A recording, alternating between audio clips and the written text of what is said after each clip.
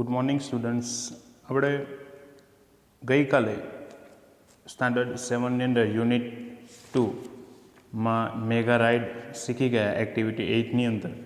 તો એને લગતા આજે એક્ટિવિટી 8B, 8C અને આપણે એક્ટિવિટી 9 આની અંદર આજે આપણે શીખવાના છે. ખૂબ સુંદર મજાની છે. પાઠને અંતર્ગત આની અંદર ક્વેશ્ચન આન્સર છે, તો એ આપણે આજે જોવાના છે. તો આપણે એક્ટિવિટી 8માં જોઈએ. ચલો, B, put a cross on the wrong option and make the statement true. Read aloud. તો આની અંદર આપણે જે છે કે જે સાચો આન્સર હશે તો એ સાચો આન્સર રવા દેવાનો હશે, અને ખોટા આન્સર ઉપર જે છે કે તમારે ચોકડી લગાવી લેવાની રહેશે. તો આપણે આની અંદર જોઈએ. અહીં જે પણ તમને તમારી સ્ક્રીન ઉપર જે દેખાઈ રહ્યું છે જે એક્ટિવિટી, તો એ એક્ટિવિટી તમારી ટેક્સ્ટ બુકની જ છે. એટલે દરેક વિદ્યાર્થીએ એક્ટિવિટી 8B, 8C, 9, એક્ટિવિટી 9, આજે આ તમામે તમામ એક્ટિવિટી તમારે તમારી અંગ્રેજીની નોટબુકની અંદર તમારે લખવાનું રહેશે. એટલે દરેક વિદ્યાર્થીએ આ સૂચનાને શાંતિથી વ્યવસ્થિત રીતે સાંભળી લેવી. ત્યારબાદ ચાલો હવે આપણે જોઈએ.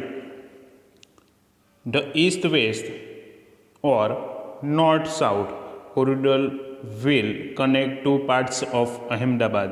તો અમદાવાદના કયા બે ભાગને એક સાથે જોડશે આ કોરિડોર? તો આપણે જોઈએ છે. તો ગઈકાલે યુનિટમાં આપણે શીખી ગયેલા, તો એનો જવાબ આવશે ઈસ્ટ વેસ્ટ. એટલે ઈસ્ટ એટલે કે પૂર્વ અને વેસ્ટ એટલે કે પશ્ચિમ. એટલે પૂર્વ પશ્ચિમ ભાગને જે છે કે આ કોરિડોર અમદાવાદના બે ભાગોને જોડશે. એટલે જવાબ આવશે ઈસ્ટ વેસ્ટ. અને ખોટો જવાબ જે છે એ ખોટા જવાબ ઉપર આપણે સૌ કોઈ શું કરવાની રહેશે? ચોકડી લગાવવાની રહેશે. એટલે આવી રીતના આપણે ચોકડી લગાવી દેવાની. ત્યારબાદ travellers will travel in mega trains with. તો કયો આપણે તો એની અંદર શેનો યુઝ કરવાનું કીધું છે? ટિકિટ કે સ્માર્ટ કાર્ડ? તો આપણને આની અંદર સ્માર્ટ કાર્ડનો યુઝ કરવાનો કીધો છે. એટલે ટિકિટ ઉપર શું આવશે? ચોકડી આવશે. તો આપણે જોઈએ. Travellers will travel in mega trains with smart car. એટલે મુસાફરો જે આ મુસાફરીની સવારી આ મેગા ટ્રેન્સમાં સ્માર્ટ કાર દ્વારા કરશે. ત્યારબાદ most of the metro trains will run on. તો એ કેવા રોડ ઉપર ચાલશે? તો અંડરગ્રાઉન્ડ એટલે કે ભોંયતળિયાની અંદર, ઇલિવેટેડ એટલે કે એ ઉચ્ચ સ્તરીય માર્ગ ઉપર. તો આપણે જોશું તો એ શેની ઉપર ચાલશે? તો ઉચ્ચ સ્તરીય માર્ગ ઉપર. એટલે અંડરગ્રાઉન્ડ ઉપર શું આવશે? ચોકડી આવશે. ત્યારબાદ the mega trains will with drivers કે વિધાઉટ ડ્રાઈવર્સ? તો આપણે જોશું કે આપણે ગઈકાલે શીખેલા તેમ કે આ ટ્રેન્સ એ ડ્રાઈવર વગર ચાલશે. એટલે આની અંદર એટલે શું આવશે? તો વિથ ડ્રાઈવર્સ ઉપર જે છે કે આની પર ચોકડી આવશે. એટલે વિધાઉટ આવશે. સાચું જવાબ આવશે વિધાઉટ ડ્રાઈવર્સ. ચાલો, ત્યારબાદ the terminus of East west corridor will be. તો ઈસ્ટ વેસ્ટ કોરિડોરનું ટર્મિનસ કયું હશે મુખ્ય? તો એ થલતેજ ક્રોસિંગ જે ઈસ્ટ વેસ્ટ કોરિડોરનું હશે. એટલે કાલુપુર પર શું આવશે? ચોકડી આવશે. તો આપણે અહીં એક્ટિવિટી બી શીખ્યા. હવે ત્યારબાદ આપણે આન્સર ક્વેશ્ચન વિશે આપણે શીખવાના છે. તો જોઈએ. How many lines will be there in the first phase of mega name dam? એટલે કે આ જે ફર્સ્ટ પહેલા ભાગની અંદર કેટલા નામો હશે જે આ ફેઝની અંદર? તો એ કઈ 3 લાઇન્સ? તો આપણે જોશું. એટલે એનો આન્સર આવશે. તો answer is there will be 3 lines in the first phase of mega.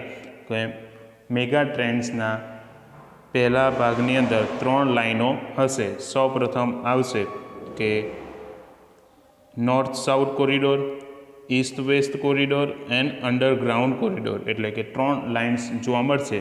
એક તો ઉત્તર દક્ષિણ કોરિડોરમાં જોવા મળશે, બીજા ઈસ્ટ વેસ્ટ કોરિડોરમાં જોવા મળશે, અને ત્રીજું અંડરગ્રાઉન્ડ કોરિડોરમાં એ જોવા મળશે.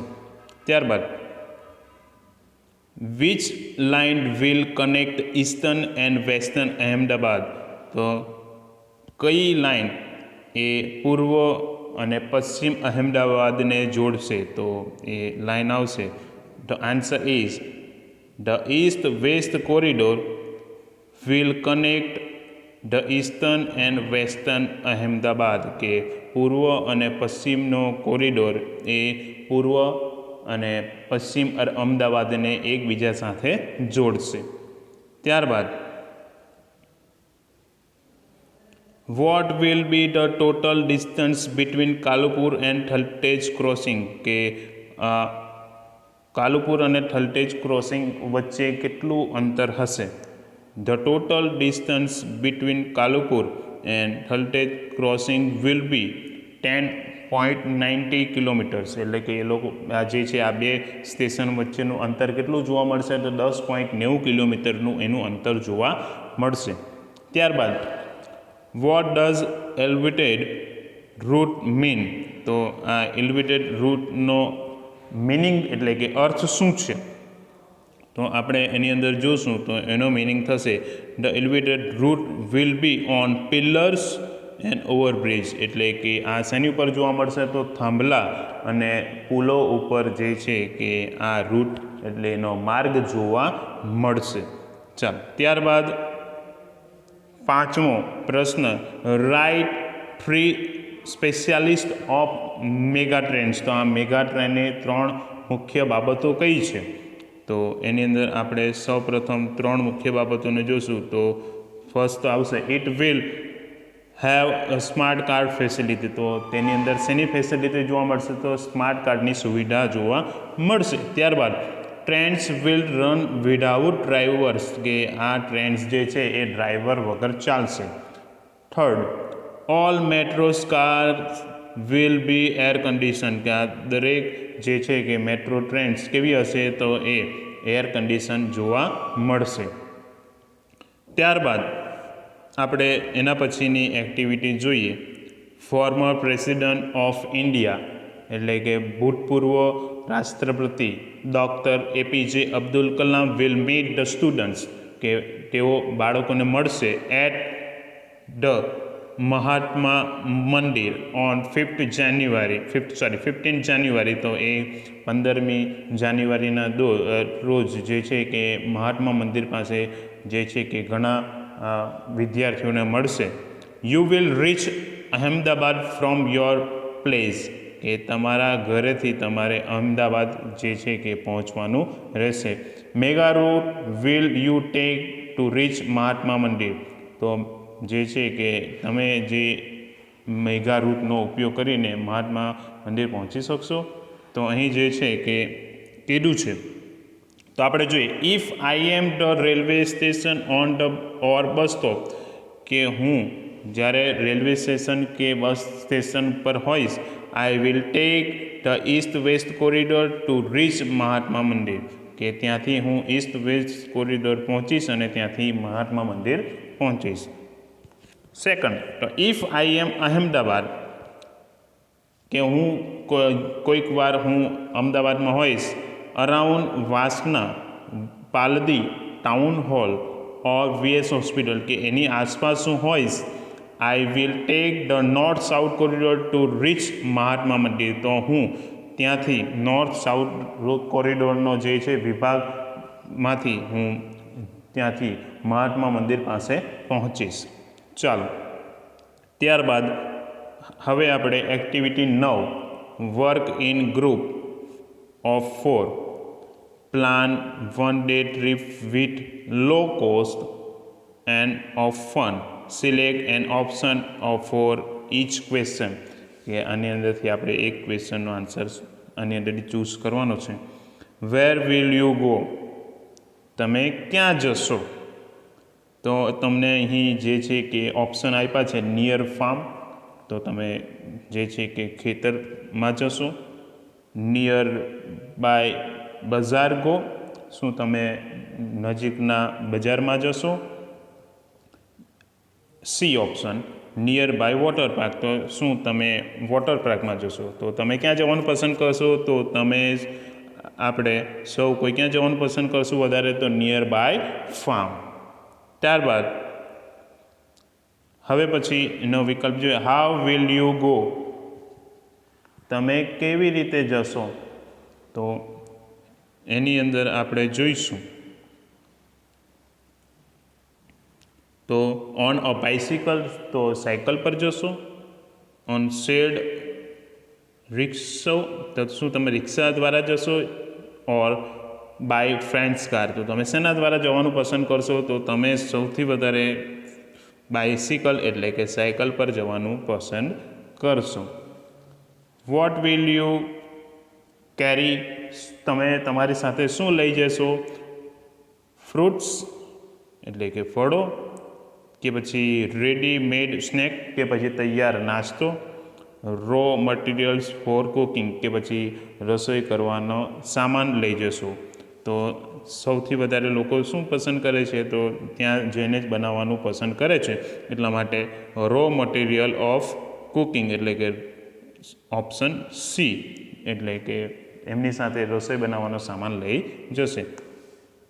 ત્યારબાદ આપણે જોઈએ what will you do there, તમે ત્યાં જઈને શું કરશો? તો વી વિલ પ્લે ગેમ્સ એટલે કે ત્યાં જઈને રમત રમશું, સિંગ એટલે કે ગાશું, ડાન્સ એટલે કે નૃત્ય કરશું, કુક ફૂડ તો જે છે કે રસોઈ બનાવીશું, એન્ડ એન્જોય અવર સેલ્ફ અને અમે જે છે કે અમે ત્યાં શું કરશું? તો મજા માણીશું. તો ત્યાં જઈને આવી બધું પણ આપણે કરી શકીએ છીએ. ત્યારબાદ what will be the cost of your trip, તો તમે જે જગ્યાએ મુસાફરી કરશો તો એ મુસાફરીનો ટોટલ ખર્ચ કેટલો થશે? તો સૌપ્રથમ તો આપણે શું આવશે? Ticket from my city, town or village, તો એનો ખર્ચો કેટલો થશે? તો એનો ખર્ચો અહીંયા કેટલો છે કે તમે ગામમાં રહેતા હોય તો ગામમાં ને ગામમાં હોવ અને ગામમાંથી ખેતર જાઓ તો તમને કેટલો કશો ખર્ચો થતો નથી. Food items on the way, કે તમે કોઈ ખર્ચો એમાં કરો છો કોઈ બીજી વસ્તુ લેવામાં, તો એમાં પણ ઝીરો. લંચ, તો લંચમાં આપણે બધી વસ્તુ સામાન ને બધું લઈશું બનાવવાનું રો મટીરિયલ્સ, તેમાં કેટલો ખર્ચો થશે? 200 રૂપિયાનો. પછી સાઇટ સીઈંગ, તો તમે ત્યાં કોઈ વસ્તુ જોવાનો છો તેનો ખર્ચો કોઈ નથી. શોપિંગ, ત્યાં ખેતરમાં ક્યાં શોપિંગ કરવા જવાના, એટલે શોપિંગ ત્યાં પણ કશું હોતું નથી. ઓટો ફેર્સ કે એટલે રિક્ષા કે એનો બીજો કોઈ જે છે કે ખર્ચો એવું કશો થતો નથી.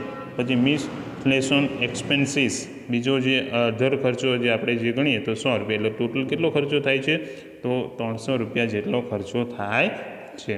તો આપણે આજે આની અંદર આ એક્ટિવિટી શીખ્યા. તો આ દરેક આજની એક્ટિવિટી 8B, પછી એના પછીની activity C, D, activity 9A ની એક્ટિવિટી, આ દરેક એક્ટિવિટીની તમારે લેસન તમારી અંગ્રેજીની નોટબુકમાં લખવાનું રહેશે. અસ્તુ, જય હિન્દ.